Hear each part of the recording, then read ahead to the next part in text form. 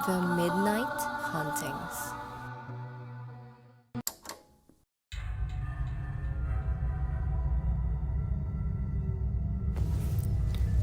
Magandang araw mga ka-midnight. Ako si Rex.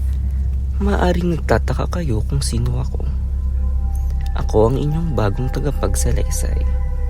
Sa ngayon ay nagpapahinga si Blue, kaya ako muna ang makakasama ninyo. Ito ang kanyang maiksing mensahe para sa inyo. Hello mga ka-midnight, ako si Blue.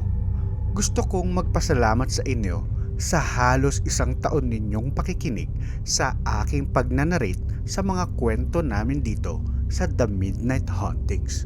Patuloy niyo po sanang suportahan ang The Midnight Hauntings. Nawa ay magkita-kita pa tayo dito sa TMH YouTube channel. Maraming salamat mga ka-midnight.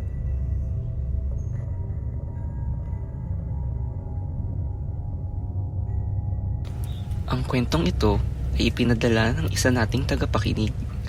At ito ay tungkol sa isang babae na naging kamonito-monita ang isang katrabahong may lihim na pagtingin sa kanya, kung saan siya ay nakatanggap ng mga kakaibang regalo mula dito. Naranasan nyo na din bang makaramdam na parang may nakatitig sa inyo kahit kayo ay mag-isa lang? Ganun ang aking naramdaman simula nang ako ay maregaluhan ng aking katrabaho sa isang monito-monita. Ako si Georgette at ito ang aking kwento. Nagsimula ang lahat sa pag-anunsyo sa aming kumpanya na magkakaroon ng monito-monita ang buong opisina. Maliit na kumpanya lang ito, kaya halo-halong departamento ang makakasali dito. Dahil baguhan pa lang ako, na-excite ako dahil makakakilala ko ng mga bagong tao. Nang magkabunutan na ng pangalan, ay nabunot ko ang aking boss. Ang tema ng regalo ay something useful, kaya naisipan kong regaluhan siya ng mug. Kinabukasan ay inaabangan ko kung sino ang nakabunot sa akin at nagulat ako nang si Primo ang nag-abot sa akin ng regalo. Si Primo ay isa sa mga HR na nag-organize ng monito-monita. Baguhan lang din ito at kasabay kong pumasok sa kumpanya. Usap-usapan din na medyo weirdo daw ito at tahimik lang. Nang iabot sa akin ang regalo, ay nagulat ako sa aking natanggap. Isa itong alarm clock na mukhang mamahalin. Nagtaka ako dahil ang budget lang ng bunutan ay 100 pesos lang dapat.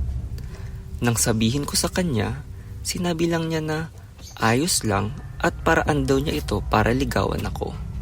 Sinabi kong ako ay may nobyo na, ngunit ngumiti lang ito at umalis agad.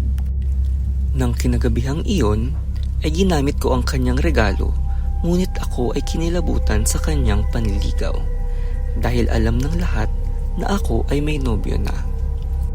Naisip kong baka hindi lang niya alam at ngayon ay naklaruhan na siya at titigilan na niya ako. Ngunit nung ako ay patulog na, biglang nagring ang aking phone at hindi ko alam kung kaninong numero ito. Nang sagutin ay si Primo pala ito at nangangamusta sa aking natanggap na regalo. Sinasabihan niya ako ng mga papuri at sinabi ko na lang na matutulog na ako. Kinabukasan ay nagkaroon ulit ng bunutan at naisip kong sana ay mapaling na ang atensyon ni Primo sa susunod niyang mabubunot. Naisip kong kapag ginambala pa ako ni Primo, ay baka ireklamo ko na siya sa kanyang boss na HR manager. Laking gulat ko lang nang malamang siya ulit ang nakabunot sa akin. Matapos niyang iabot ang regalo sa akin, ay tinago ko ito agad at iniwasan na siya buong araw. Pag-uwi ko na binuksan ang kanyang regalo at nandiri ako sa aking nakita. Isa itong brief na madumi at halatang gamit na. Sa aking pandidiri ay nasuka ako at agad na nagsumbong sa HR sa aking natanggap kay Primo. Nireport ko ito at nagpakita ng pruweba, kaya siya ay agad na sinuspinde.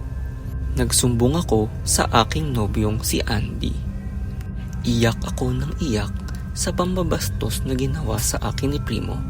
at pinaliwanag sa kanya ang nangyari. Sasampahan daw namin ng kaso ito para makulong sa kanyang ginawa.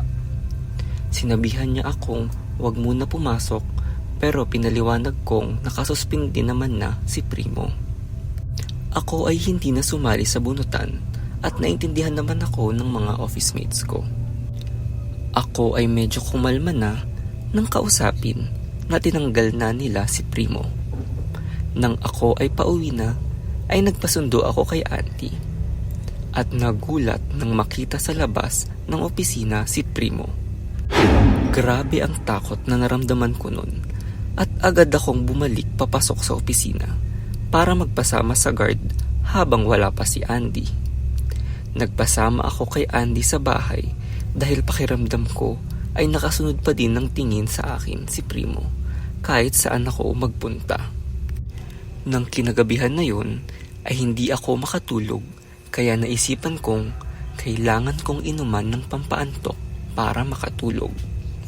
Inutusan kong bumili ng gamot pampakalma si Andy.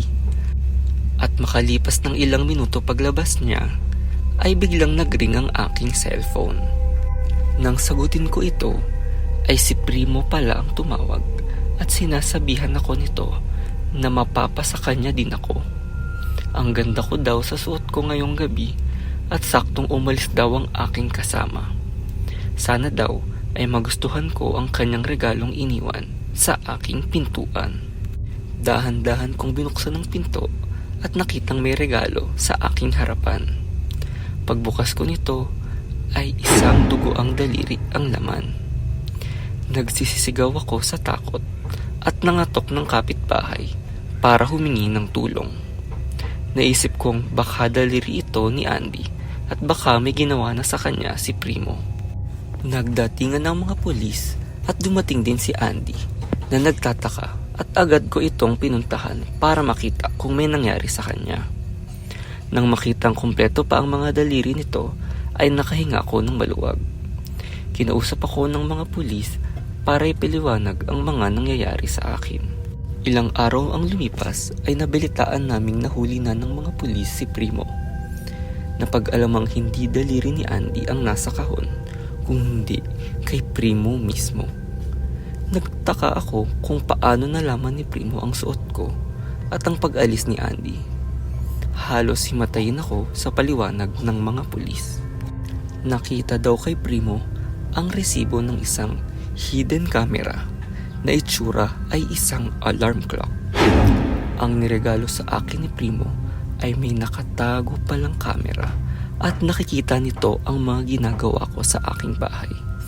Kaya pala, lagi akong may pakiramdam na may nanonood sa akin. Kaya simula noon ay hindi na ako basta-basta tumatanggap ng regalo, lalo na sa hindi ko kakilala. Naway mag-ingat tayo sa mga nakukuha natin tuwing Monito Monita.